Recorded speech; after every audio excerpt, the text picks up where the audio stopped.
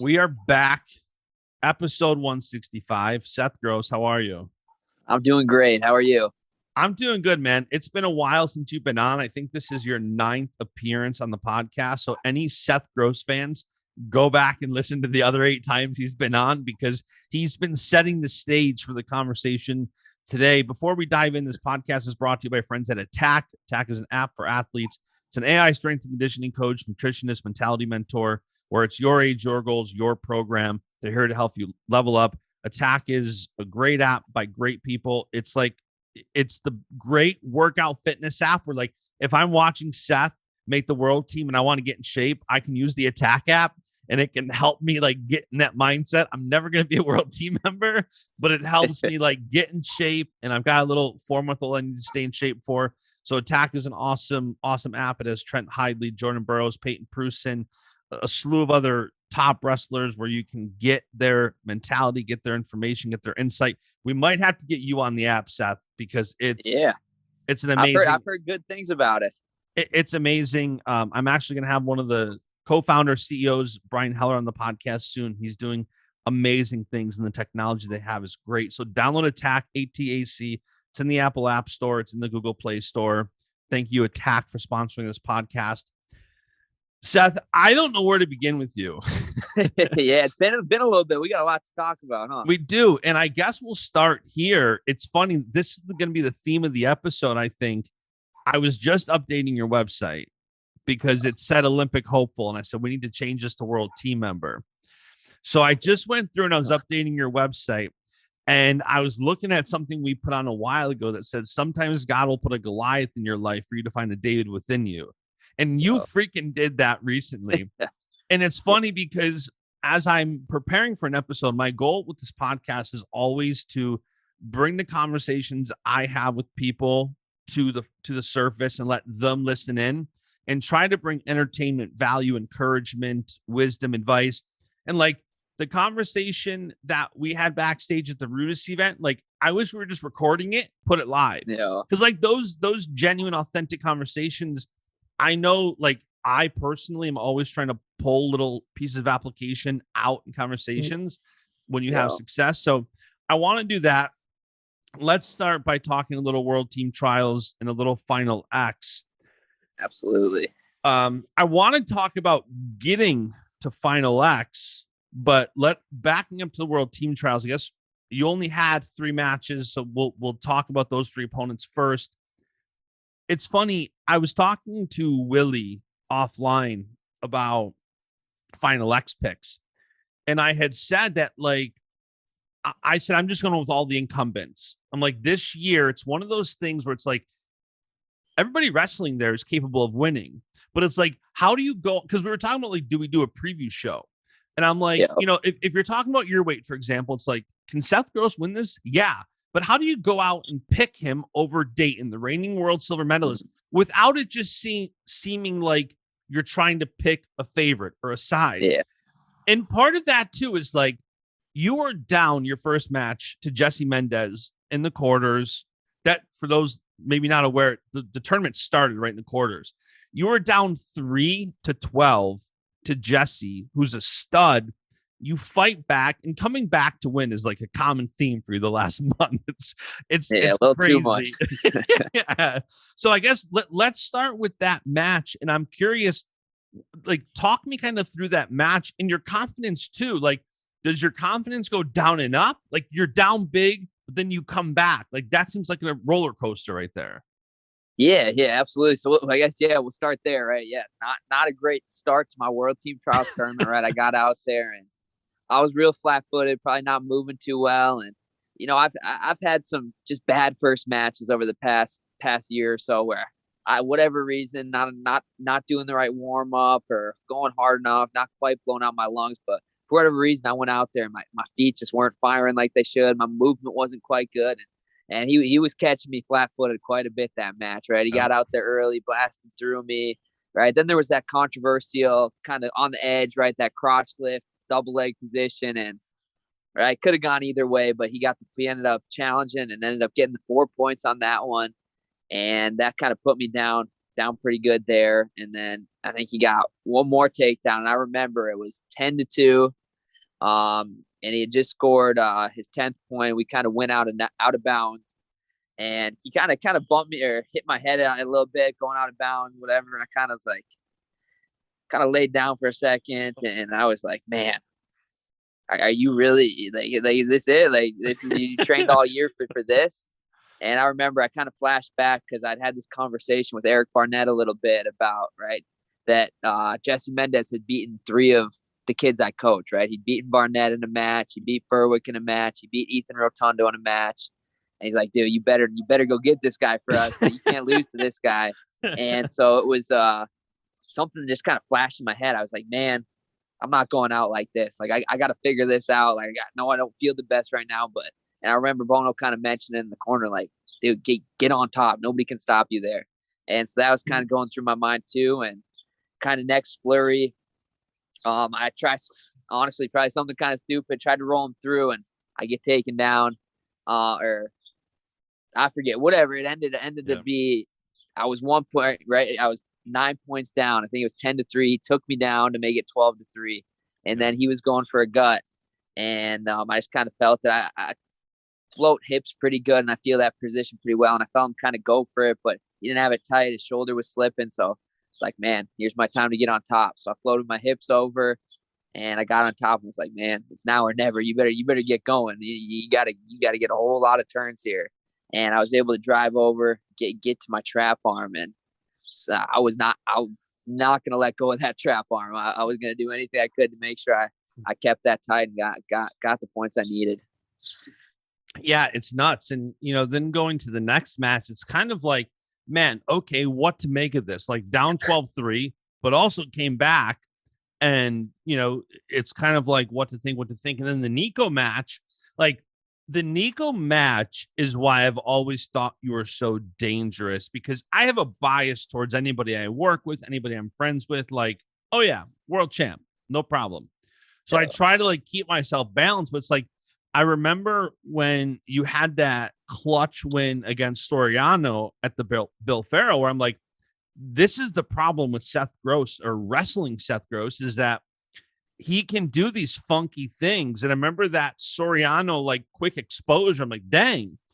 And with Nico, you just catch him. And most people are like, whoa, what just happened? Like, were you looking for that? Like, what kind of happened in that match?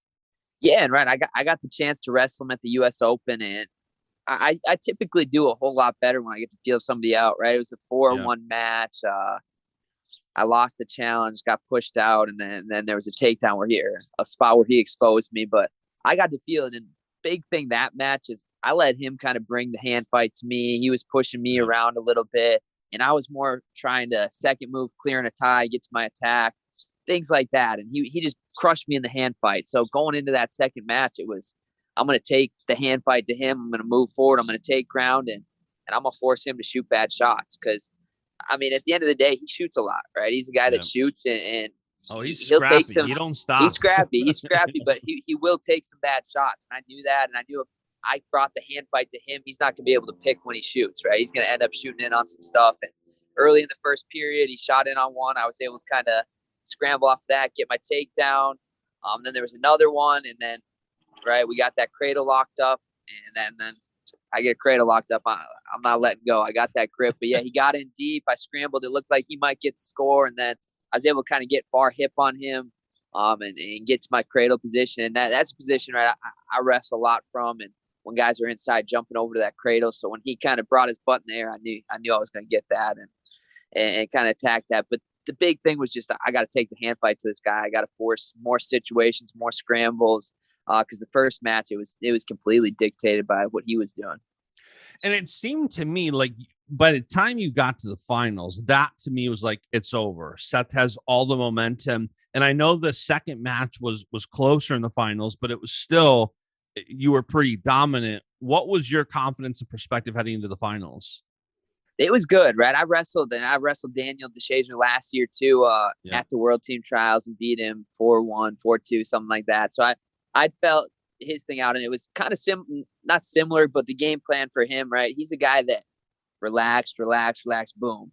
And so I knew he's a guy, if I just stay on his head, stay on him, don't give him space to breathe, that he was going to get tired. And I knew that if I could find my weight of the legs, right? I'm going to get on top and get some points there. So I was confident going into that match, right? I knew he's dangerous though, right? So it's about being smart, being disciplined in those areas. And the second match, I think I was getting a little bit excited and kind of overdoing it, over pressuring at some points. And that's where, right, I made some bad mistakes where I wasn't disciplined, right? He blasted through me, got a double leg.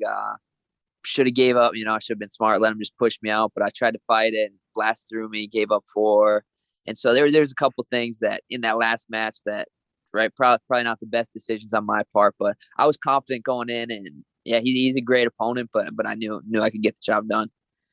For sure. And I'm assuming that confidence rolled right into Final X. And there's a lot of points to dissect at Final X.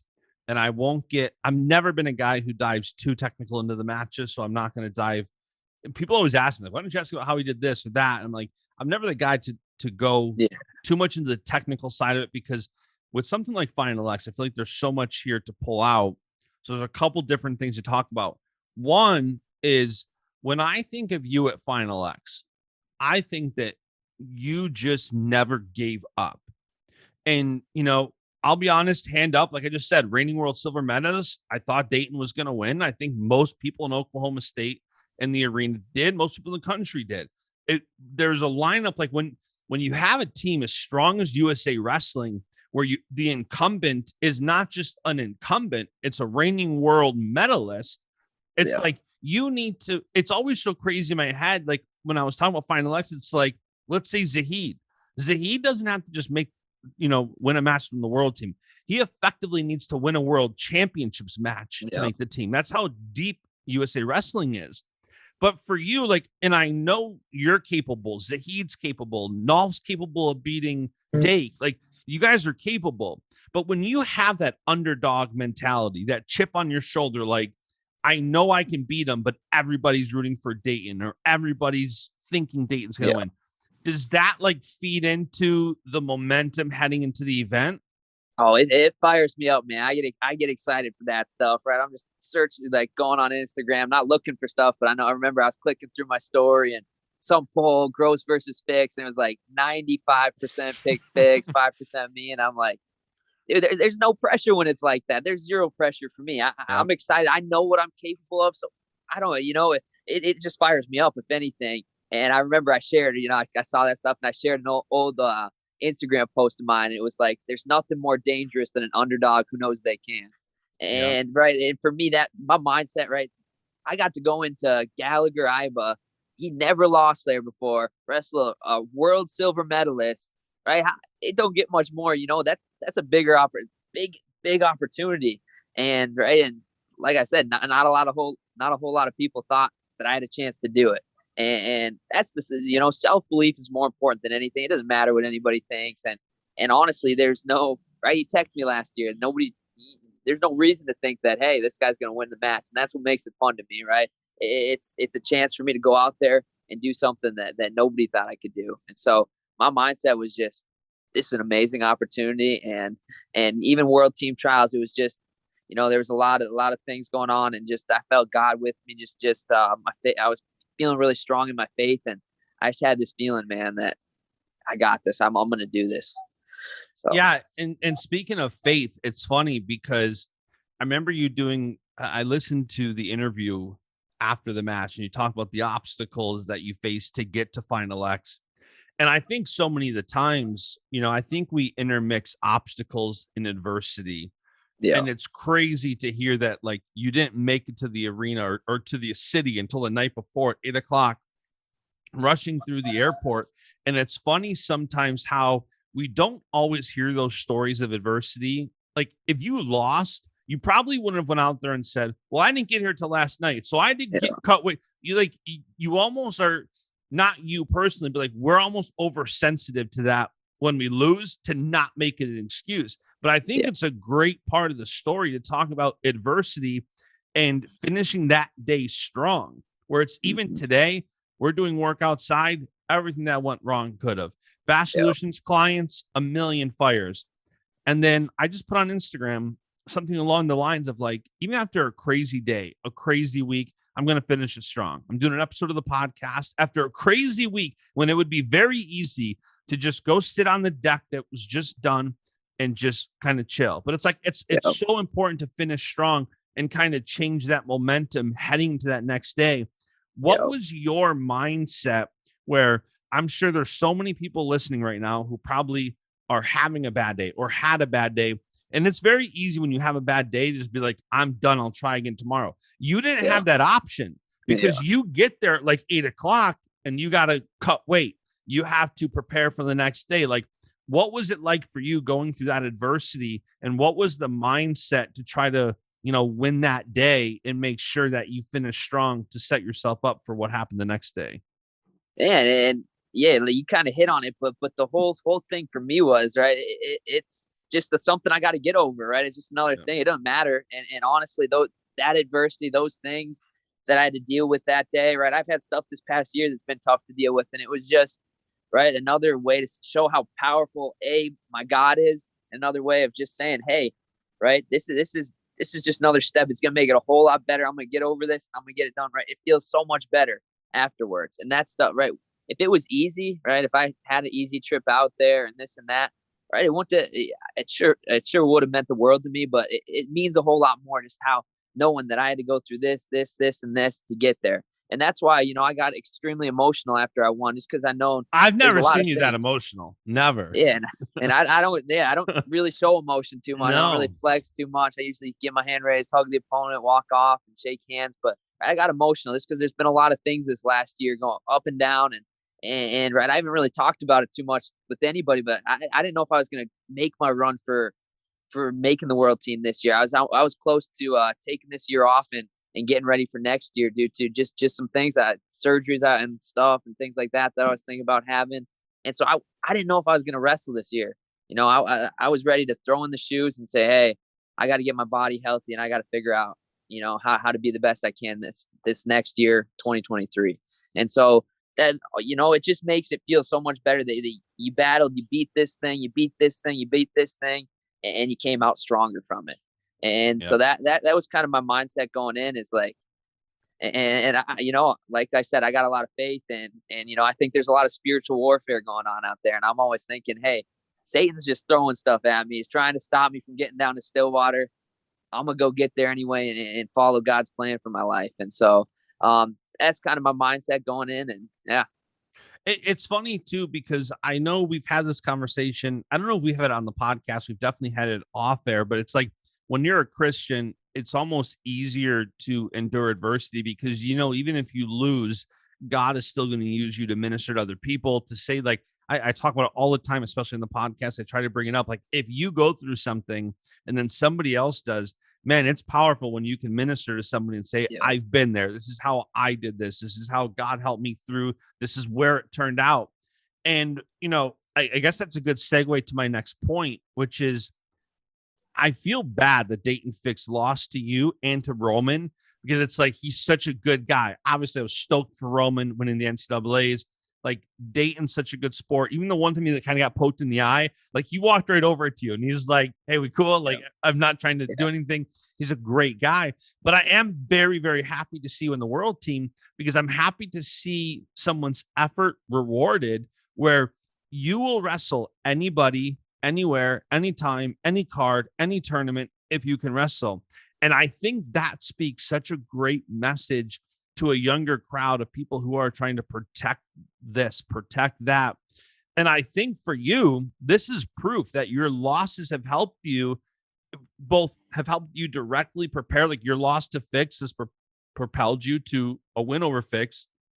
And those losses, like, 0 people right now are talking about any one of your losses in the past. 0. Yeah. They're talking about you losing to Dayton and then winning 2 in a row.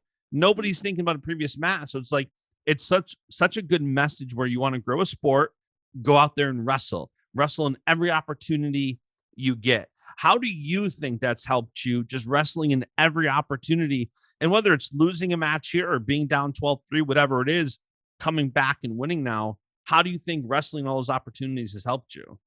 It helps me, a ton. I think it's huge.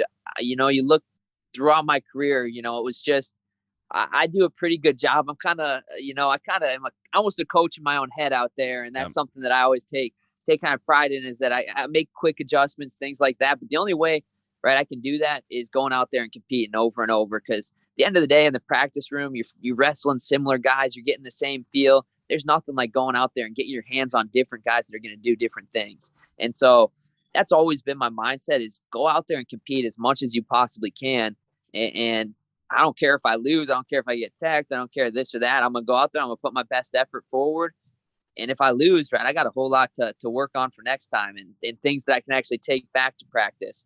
And so that's been the hardest thing for me, I think, the last few years in freestyle is, right, I got done with the college season, and then, right, it's a quick tournament round, and I get to wrestle one tournament in freestyle. And it's just, I didn't get my hands on enough guys and get to feel enough guys to really, get where I needed to be ready at the World Team Trials. And so, going into this year, I knew, not a lot of people signed up for the Bill Farrell. I was going to be there, though, get as many matches as I could, right? Evan Henderson asked me to wrestle at the super match, right? I wasn't going to pass up the opportunity, right?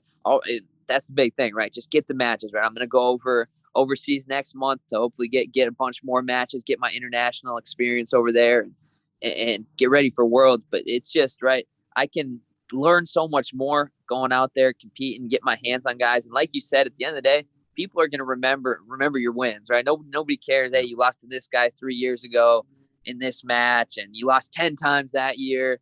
I remember, a story from when I was in high school. I went out to cadet duels, and I had a losing record at cadet duels. I was like 10-12 or 10, something crazy over the weekend. I had a losing record, and then I go on and I win my first Fargo title that year, right? And nobody remembered that I got my butt kicked all those matches at cadet duels. But they did remember, right? He's a Fargo champ, and so that's just the importance of, right. It doesn't matter as long as you're not being a poor sport and letting the loss ruin you, right? It's only going to propel you forward. Yeah, and it's like the same goes in life and business. Like I started a company maybe 5, 6, 7 years ago called Upstate Charge. It was literally we wanted to have these like kiosks that when you went to a restaurant, a bar, wherever, you could pay $2 and charge your phone. And we were just at like the tail curve of before that, or the top of the curve where that became super popular, where people were just doing it for free. So we were late. We bought like 5 kiosks. It was a losing venture. Nobody thinks about that. Nobody thinks Justin Bash Upstate Charge. I think Bash Solutions. I think of the successes. Like, exactly. And I think too, when you have, if you're so focused on protecting your ego, you miss opportunities. Like if you over focused on losses or potential losses, you're not taking the matches that you're going to lose. They're going to potentially help build the foundation for you to win, to make the world team. Like it's so much more important to just put the opportunity, take it out there. And I guess another conversation for another day is like people not wrestling back and different things like that, where it's just opportunities to get better. We'll save that conversation though, because that's very intricate. I know people get injured. I know there's so many things, not getting into that conversation. But last time you were on the podcast, I think it was actually before the Olympic trials, and we were talking about your descent down to 57. How much better do you feel right now at 61 versus that cut to 57? Oh, a million times better. That cut to 57 hurt me for a really long time. It was hard to build my strength back to where I was, right? It really just set me back and, pushed my career to a point where, man, it was like, wrestling was miserable for a little bit of time because, right, I had back surgery and then I'm bringing my weight down and my back's killing me. And honestly, I probably gave myself some injuries from going down to 57. And it just, right, looking back, it is what it is. I got down to weight and I wrestled, but it wasn't probably the smartest decision for my health and my future in wrestling. So I feel finally, after about a year after making 57, I finally feel strong and big. And that's why I was wrestling 65 kilos for a little while, because I was just solely focused on putting my strength back on, getting as strong as I possibly could. And then as I was making 65 kilos, my weight was kind of dropping off real easy. And I was weighing, I remember after the Bill Farrell, I got home and I was like 142. And I was like, all right, well, let's go do this at 61 kilos and be the strongest dude out there. And so that was kind of my mindset. I felt strong at 65, but I was like, man, it's going to be easy to make 61. So I went down and, felt the best I felt in a long time. Another competition note too that you and I talked about at the Rudis with Rona was you guys both competing. That to me, like competing, I don't think there's another husband wife competing on the senior level, and that's so cool to me. Just it's such an interesting dynamic. And you guys are both not only at that world caliber class of wrestling, you guys both have incredible people in your weight class where she is, she wrestled Hildebrandt recently, wrestling Dayton Fix. So you guys are wrestling world medalists. And I got to imagine there's a lot of ups and downs where if one of you wins, one of you loses, if you both win, if you both lose, like what has that dynamic been like? Man, it's pretty stressful, to be honest with you, but it's amazing. I wouldn't want it any other way. It's amazing. And like you said, it's been kind of unfortunate. It seems like when she does well, I'm not doing so hot. And when I'm doing well, she's not doing so hot. And I say that, right? She made the national team, so she did pretty well, but obviously her goals are a little higher this year. But right, it's cool because we feed off each other, and even right, one of us loses, we're always immediately back supporting the other, doing whatever we possibly can to get them ready. I remember she finished up making the national team, got third, and right away she was turning around, hey, do you need this or that? And she was my warm up partner at the world team trials. She warmed up with me 2-3 times and let me do whatever to get ready. And it's just cool. And then the week leading into Final X, I couldn't have been prepared if it wasn't for her. Like she was going above and beyond, having my meals ready, driving me around places, and just doing everything to make sure I felt my absolute best. And, vice versa, when she was getting, made the Olympic trial finals and I was out, right, I was bending over backwards, making sure that she had everything she could just be ready to go. So it's, hopefully next year we can both be on the winning side and kind of do it together. We haven't had that experience quite yet. US Open, she makes finals, I lose there. Right? It kind of seems it's one or the other, but we're always in each other's corner. And like I said, it's a unique situation, right? I bet you there's not a lot of even husband and wives that are close enough in weight to warm each other up and get, do that. So I'm lucky to have her and have her in my corner. And she, I wouldn't be able to do what I do without her. Yeah, it's cool. I was telling somebody, I can't remember who, but like it was cool after your loss at Rudis, like you went right over and you were helping her get ready for her match. And you were like, it's that true, like husband, wife, love, like, okay, it's not about me, it's about you, right over helping her. It was a super cool dynamic to see. Another competition note that I'm curious about to contrast, I've had a lot of Penn State kids on recently. And at Penn State, you're in a room where so many people are just as credentialed as you are. And so many people are even more credentialed than you. Max Steen was just on the podcast. Here's an NCAA champ, and he's got world champs, Olympic champs in his room. That's one dynamic. Another dynamic is the Wisconsin room, where right now, like you're the guy. I'd say Braxton is next. He's a junior world champ, but you're an NCAA champ. You're on the world team now. What's that dynamic like of being the guy and not being done yet, but still kind of being that top dog? And I'd also add to that, I understand that you can't compare people at different points in their career because a guy like Braxton, I think he still could be an NCAA champ, no doubt. Yeah. He could be a senior level world champ, no doubt. But for right now, you're kind of that guy. What's that dynamic like? How do you feel in the room kind of being that top dog? And do you feel that way?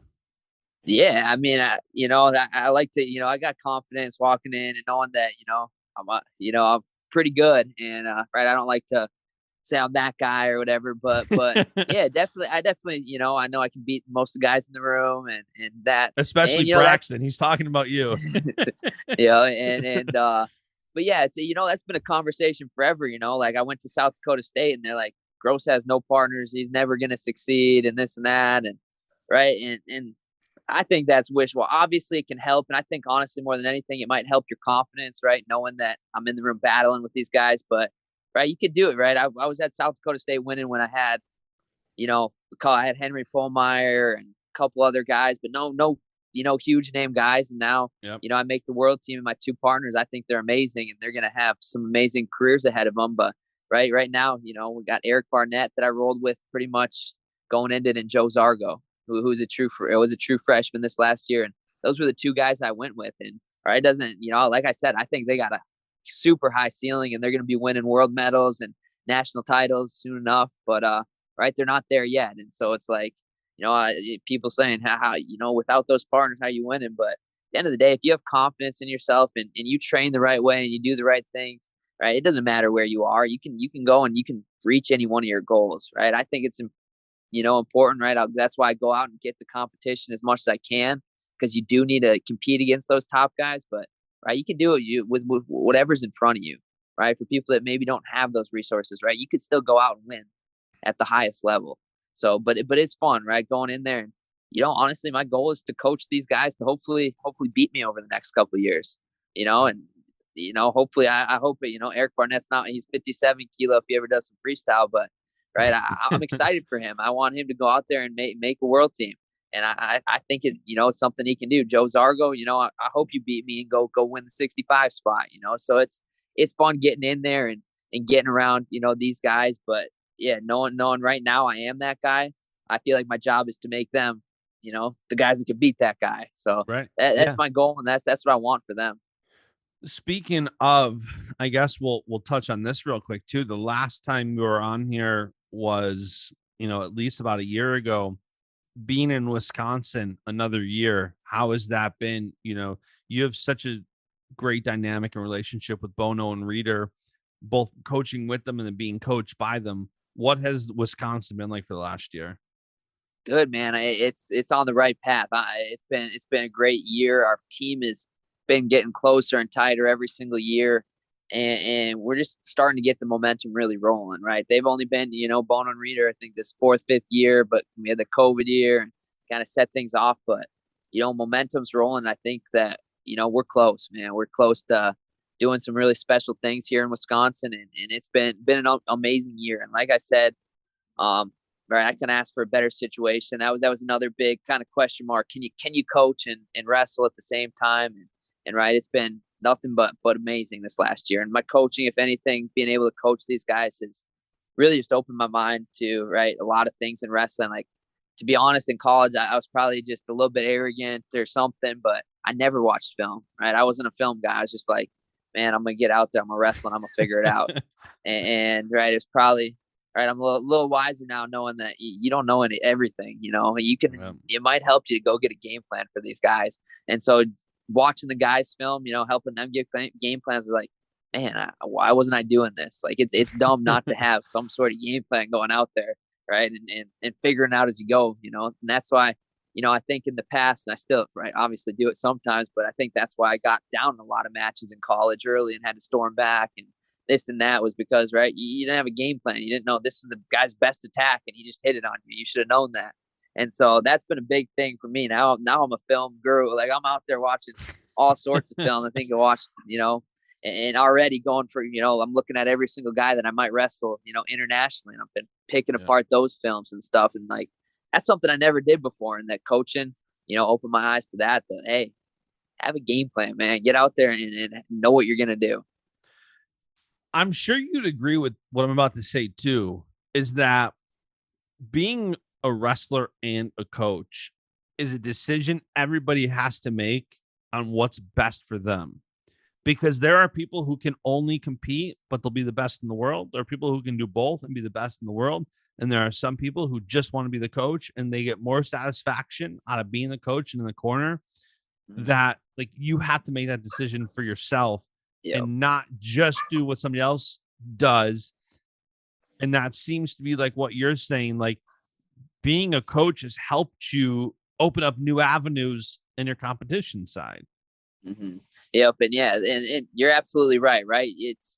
It's not, everybody's got to kind of make the decision on what's, important to them. And for me, it was, I love coaching. And it's something that, if I can train and coach and do multiple things that I love at the same time, why wouldn't I take that opportunity? But, some people, it's, I got to focus so much on myself and getting myself ready for competition. I don't have quite the time, or, for me to be the best version of myself.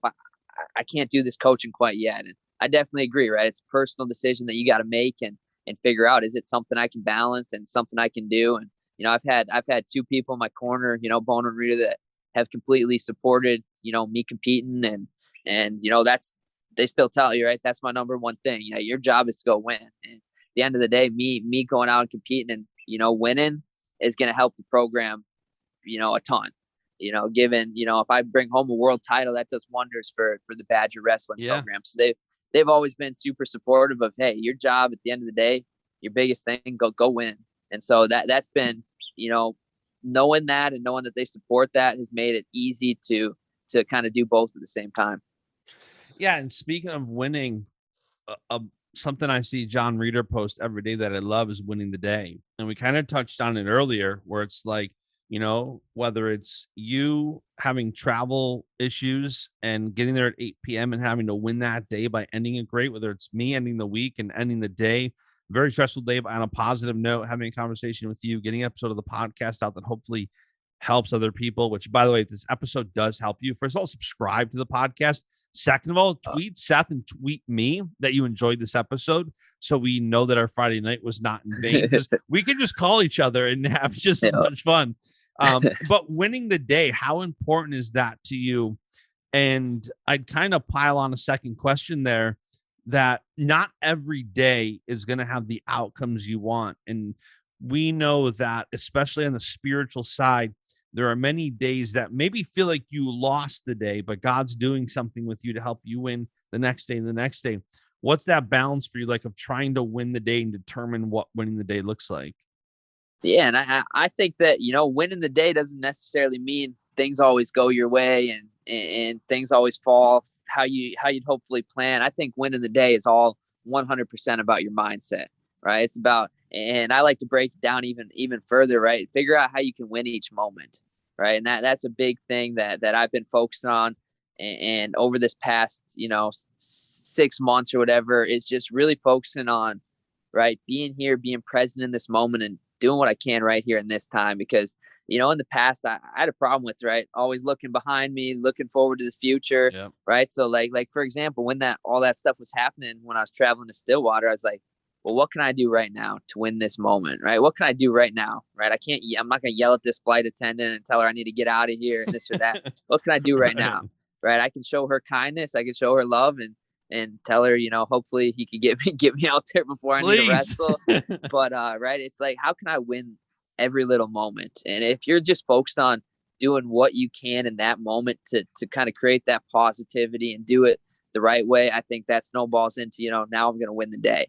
But like I said, I think it's more about your mindset towards things. Yeah, my whole day might have went bad and opposite of what I had hoped, but every moment I figured out a way to win that moment, right? When I didn't get on that flight to get there, right, I turned around and made sure, I'm going to eat the right things tonight so I can do, just focus on what you can control and win each moment that's right there in front of you. Because I think a lot of times, right, and me a year ago would have just been stressing out, getting angry, getting upset, thinking about the next day, how am I going to make weight, this and that, where I was honestly extremely calm about it. I was just like, what can I do right now to figure out my situation? What can I do to ensure that, at the very least I get there? And right, I ended up having to fly into Tulsa.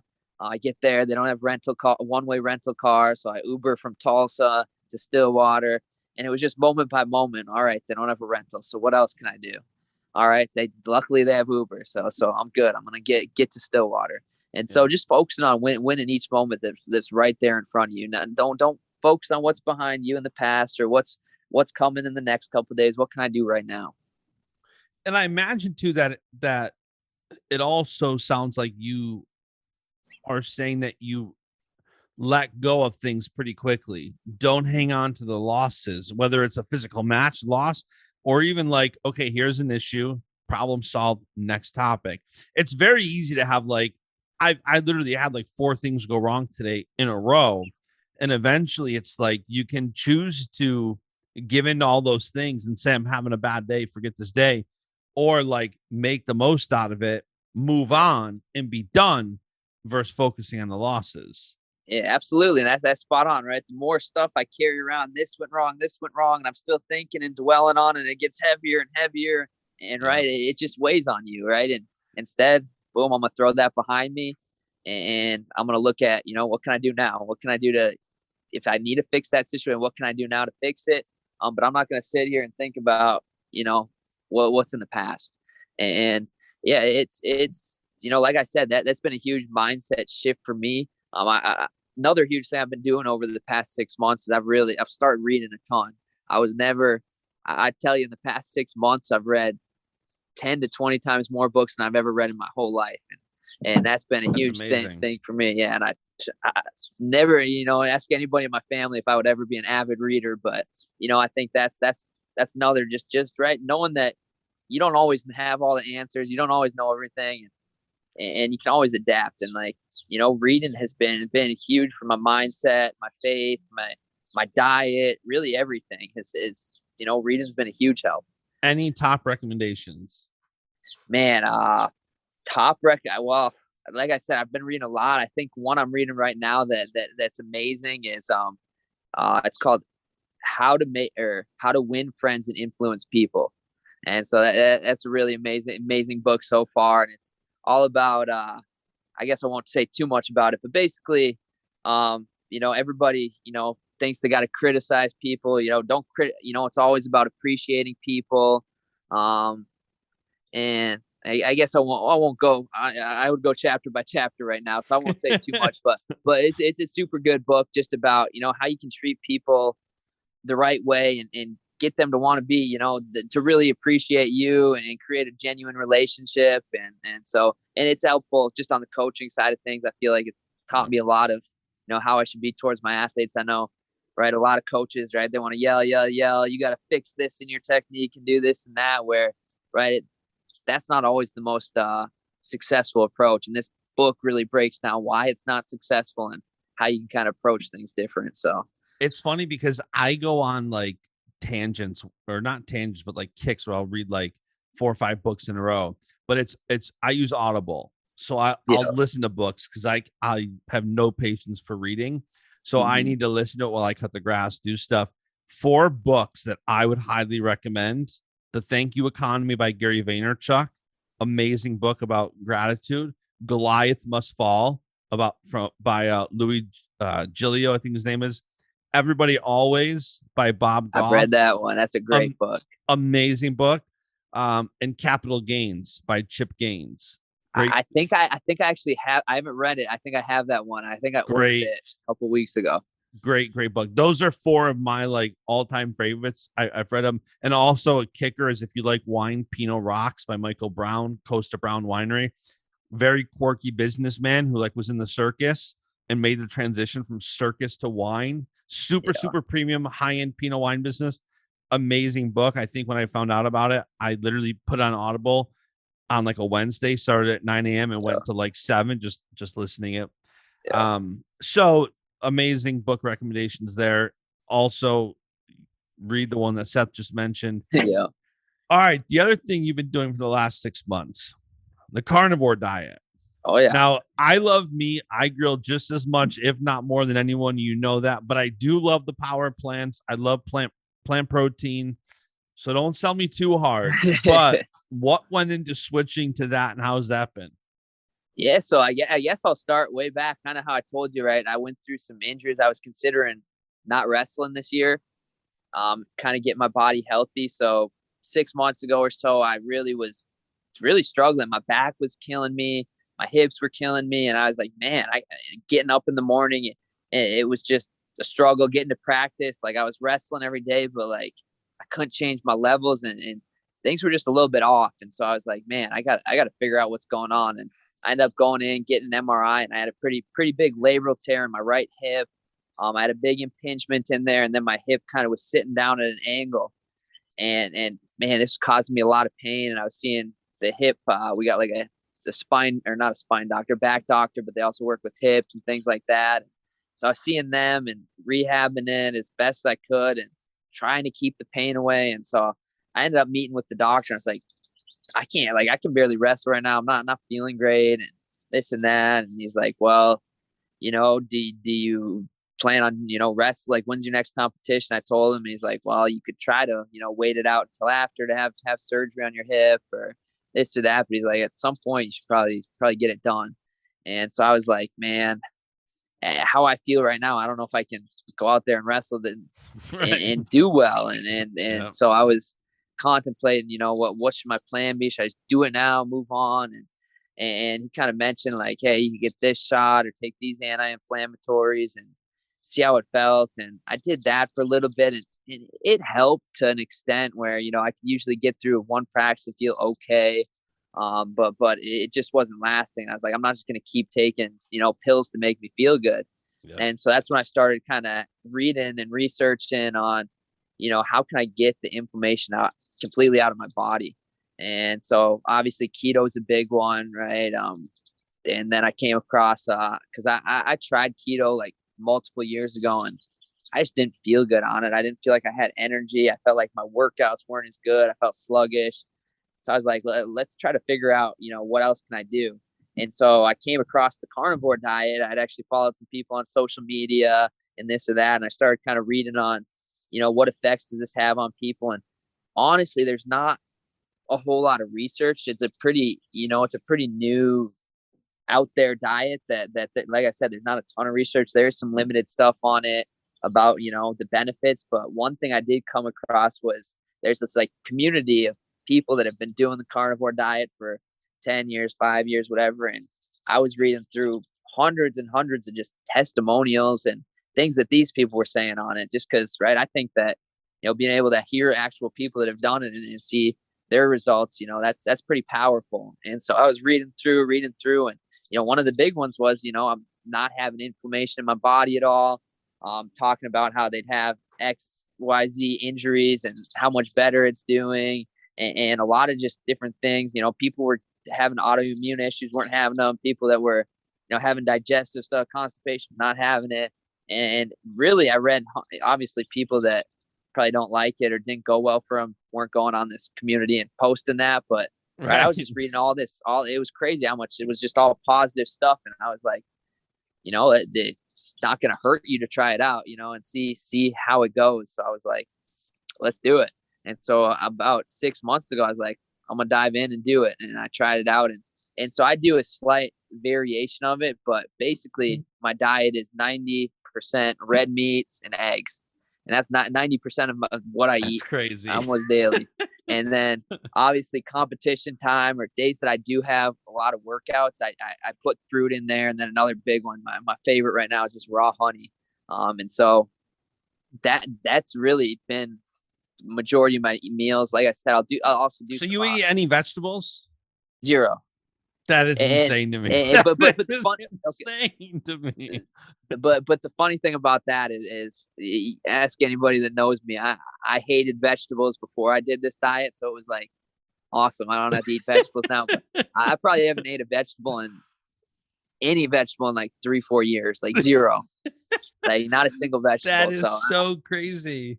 Yeah, but the big thing that I read and I think that attributes to a lot of this is just like what we're being fed is just so many refined carbs and these seed oils and these vegetables and that stuff is really causing a lot of inflammation in people's bodies and stuff. So I think there's a lot of diets that could be successful in kind of removing that inflammation and things like that, starting by cutting out those seed oils, those refined carbs and things like that. But and it wasn't, I'd say the results weren't, immediate. I'd say a couple weeks in, I felt a little bit better. And a couple more weeks, I felt a little bit better. But, I've been doing it for 6 months now, and I have zero pain in my hip whatsoever now.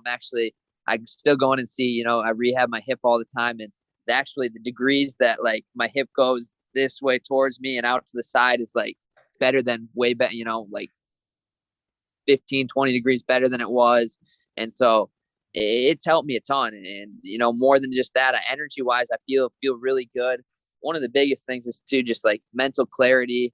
It could have to do with, I started reading, I started changing a lot of things in my life all around that same time. But, it's been unbelievable. So you're eating a lot of liver. Yeah. So I can't even find liver. I saw you and John, your video, and I want to try it. It's not at Wegmans. I'm going to have to order it somewhere. Yeah. Hey, no, it's actually, so I'm in a lucky situation. We have this place called Conscious Carnivore right next to campus. And They got all sorts of stuff. They have the beef liver, and it's super cheap, like $4 or $5 a pound. But I try to do organs or liver like two times a week, maybe 3. But it, honestly, like, so I don't do it raw like I did in that video. Like that was more, for show a little bit. Like Sure. I cook it up like you would a steak, and it tastes a whole lot better than it does taste taking a bite out of a raw one. But what's actually underrated, I love, one of my favorite now is they do this burgers there, and it's like it's beef heart, and then it's ground beef too. But it is unbelievable. Beef heart is extremely good. Man, if I come there, I'm going to have to try this place. It's funny. If I told my wife really I want to go on a carnivore diet, because Seth Gross is on it, she'd probably tell me you're not an athlete. Don't. So for anybody listening, like, consult somebody. If you're not a high-level athlete like Seth, I don't know what will work for you, what will don't. Because I could have the next person on here who's a vegan and have the same results. It's crazy. Also, I haven't seen too many coffee videos yet. Are you lately? I mean, are you still trying the coffees? This is crazy to me that, like, you're not a coffee guy. Oh man, I haven't tried one in quite a bit. It's just been traveling and this and that. I'm sure once things kind of settle down, they'll be trying to get me to get that coffee again. But still, Rana still tries to get me on it. But I'm a zero coffee guy. Are you taking like pre-workouts in the morning? Like, you wake up, what do you do for like to wake up? So this is actually another huge thing, and this was from Reed. And there's actually a really, really good book called Win by Dr. James De Nicolantonio. Unbelievable book that breaks down. He was actually a wrestler, genius guy now, but he breaks down, basically it's all about how can I perform at my very highest level. And he breaks down how you should work out, how you should eat, the things you need. And one huge thing is he talks about a ton in the book is hydration.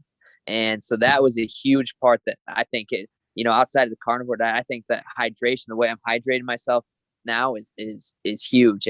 And he talked a lot of it about how, you go into workout and you lose 4, 5, 6 pounds in a workout, you're going to lose 2,000 milligrams of sodium per pound or per pound you sweat. I don't know the exact number, but you lose a ridiculous amount of sodium and calcium and magnesium out of your body. And so I used to just drink straight water, majority of the time. I was like, man, I'm just going to chug, I'm going to drink a gallon of water a day. But really what you're doing when you're doing that is you're kind of diluting your system, right? You sweated out all these electrolytes and all this stuff. And now all you're putting in is water, right? And now that actually, like I said, is going to dilute your system and your energy is going to go down. You're not going to feel quite as good. And so a huge thing, I use this stuff called Relight. And it has 1,500 milligrams of sodium, a ton of chloride, calcium, magnesium, and I want to say, can't remember what the other one, but one other, but right, I take that 3 times a day, and so I'm getting between that and I salt my steaks with just salt. I'm getting close to 5,000, 6,000 milligrams of sodium a day now, and it's and you think, hey, you're not gonna sweat good, or you still pee, but I sweat better than I ever have, because what your body does, if you have excess sodium, you have too much sodium in your body pees it out, right? And people people are always like, oh, I'm getting close to weigh-ins, I got to start, right? I should have a low sodium diet, this and that. And I was actually doing the exact opposite. And like the day of competition, I remember that day I probably had 8,000 milligrams of sodium, if not more. And so how you hydrate yourself, it's crazy important. Like, I think people just get so used to, hey, I need water, and they're just chugging down like a gallon full of plain water, and you really, like I said, just kind of diluting your system. So that's been another huge change up. That's crazy. When you were talking about Relight, it almost sounds like they've sponsored you, which they haven't, but it made me think about the brand side of things. How has the brand, they should sponsor you, by the way, but how has the brand side of things been for you? Actually, they did. They actually reached out. Did recently. They? So I'm not. I haven't signed anything yet or have a deal yet, but we're working on something. So hopefully, I'll be pushing Relight a little bit more soon. But it's been really good. It's been like big thing is you got to be kind of active with it. All right, you got to reach out. Like, people think that sponsorships are just going to pour into you and you're just going to sit back, and right, you got to be active. You got to reach out, create relationships, get to know people, but right, when you do really well, it's a little bit easier to go and strike a deal up. But yeah, my goal is I'm hoping to get some sort of meat or steak sponsorship over the next few months. But Yeah, it's been good. I've been getting a hold of other people and getting in touch and working on some deals right now. But yeah, it's been good. One thing I want to talk about before I let you go is I want to just kind of circle back to when you talked about how much your faith has impacted everything you've been doing lately. And I know what a roller coaster your career has been, what a roller coaster of ups and downs you've had from wins and losses. How important has your faith been in getting to where you are now? Yeah, it's been everything. It's been, everything to me. I wouldn't be where I am now without God, without, my faith and everything I believe in. I truly believe that, he's at my hardest moments or the tough moments that he's kind of been, my rock. And that, that's why, I got this shirt made right after world team trials. Cause it's been tough and it's been, but one thing I always have to fall back on is my faith. And, he's been with me at the darkest moments and in the highest moments. And that's, something that I'm grateful for. And like I said, the big thing as far as wrestling goes, is it just takes any feel like, right. I don't feel like I need to win anymore. I don't feel like I have to do anything in the sport of wrestling. I want to, I have these goals, but at the end of the day, my biggest thing is, my identity in Christ. And so, like I said, it's everything to me. And I think I've grown a lot over these last 6 months as far as my relationship with God and growing in my faith. But like I said, in those hard moments, good moments, right? He's the one that I can always lean on. And right, I just came out with my actually my world team shirts, and the big thing on the back is faith is my foundation. And like I said, similar to Jesus is my rock, but right, that's my foundation. That's everything to me. Without that, right, you take that away, I'm nothing. And I know that everything that I do or I'm going to do is because of my faith in God and because of the talents that he's blessed me with. So really, like I said, it's everything to me. Faith and liver is my foundation. Faith and liver. So one more thing I just thought of that real quick, and then I'm going to let you go enjoy your Friday night. Final X, World Team Trials. A lot of talk about the fans in the stands. My solution is, if you can't fill the seats, get rid of the empty seats, have a smaller, intimate venue.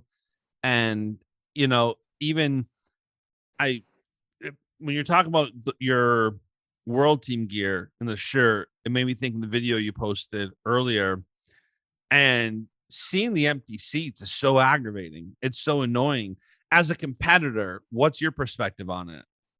Yeah, obviously it makes for a way more fun environment when those fans are filled and you got more people yelling and screaming, and it's definitely more exciting. And that's what, that's why going out there and wrestling in the NCAA finals is always going to be one of the most amazing experiences, just because there's nothing like it, right, anywhere in wrestling. And that's the one thing, wrestling even at the highest level after college, you just don't get that anywhere. And so it's definitely, I don't know what the answer is to get it to that point, but as a competitor, that's what I dream of doing again one day, is wrestling in an environment like the NCAA finals. Yeah, I think it's one of those things that it's going to be a constant work in progress. There's so many different opinions on it. My take is simply, if you can't fill the seats, get rid of them and have smaller, intimate venues where you can hear the boos, hear the cheers louder and louder. I think it's going to be fun. But all right, Seth, that's all I got for you. Any last words before I let you go? I guess just thankful for everybody that supported me throughout it. The Wisconsin RTC, Sunkist Kids, the Wisconsin wrestling, just whole family here, my wife, just everybody, that's made it possible for me to continue and train and reach my goals. And obviously the big one is just thank you, God, for continuing to keep me healthy and being able to do what I love. Yeah, I'm excited, man. Do you have your next competition date locked in yet? Do you know? And one big thing I missed on, right, is a huge shout out to Constant Pressure before I jump into competing. But yeah, they've done a ton for me, getting my sweet singlets ready and crushing it with my shirts coming out here. So I'm excited for that. But yeah, as far as competition goes, I'm going to wrestle over in Tunisia for that ranking series event in July. So that's going to be the next one up for me. Let's go. Middle of July. So get over there, get some international experience, and then next one's Worlds. I love it. Sounds good. If you're not following Seth, follow him on Instagram, Twitter at God's Wrestler 133. Seth, always good to talk to you, man. I hope you have a great weekend and we will talk soon. Thank you. You too. Awesome, man. See ya. And the beat goes on.